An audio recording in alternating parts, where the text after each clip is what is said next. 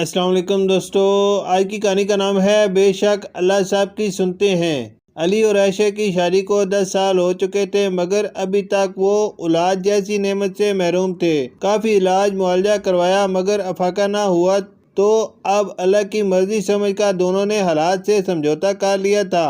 اس بات پر دونوں اکثر افسردہ رہتے، مگر دونوں کے پیار میں کوئی کمی نہ آئی تھی۔ علی ایک نیک اور ایماندار بندہ تھا جو محنت مزدوری کر کے اپنے گھر کا خرچہ چلا رہا تھا۔ اگرچہ علی کو مزدوری زیادہ تو نہیں ملتی تھی، مگر چونکہ عائشہ ایک سمجھدار اور قناعت پسند عورت تھی، لہذا وہ گھر کے معاملات کو سمجھداری سے چلا رہی تھی۔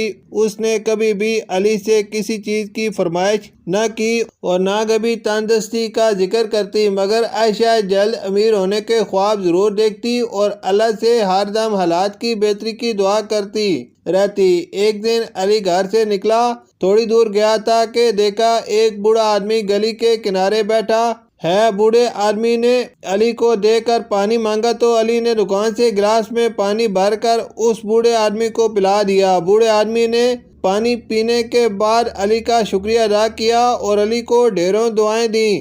چند دن بعد جب علی کام سے واپس گھر آ رہا تھا، راستے میں اسے ایک بیگ ملا۔ پہلے تو وہ اس کو نظر انداز کر کے آگے بڑھنے لگا، مگر پھر فوراً سوچا کہ اب یہ اس کی ذمہ داری ہے کہ مالک تلاش کرے۔ یہ سوچ کر علی نے پہلے تو ادھر ادھر دیکھا، جب کوئی نظر نہ آیا تو بیگ اٹھا کر گھر آ گیا۔ عائشہ نے علی کے ہاتھ میں پکڑے بیگ کو سوالیہ انداز میں دیکھا تو علی نے ساری بات بتا دی۔ عائشہ نے فوراً علی کے ہاتھ سے بیگ پکڑا اور اسے کھول دیا۔ اندر نئے اور پرانے نوٹ ہی نوٹ تھے۔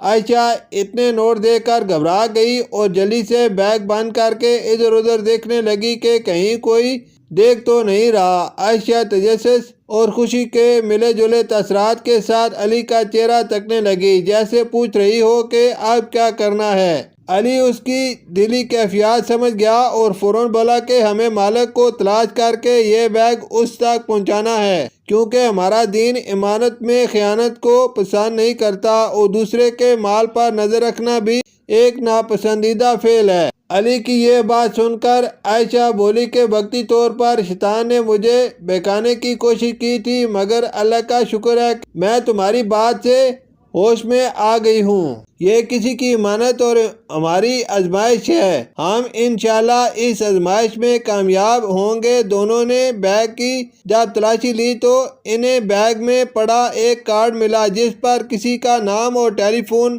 نمبر تھا۔ علی نے اس نمبر پر کال کر کے بات کی تو پتہ چلا کہ وہ شخص اس بیگ کا مالک تھا جو بیگ کے گم ہونے پر سخت پریشان تھا۔ تھوڑی دیر بعد ایک شخص بڑی سی گاڑی میں علی کے گھر پہنچا۔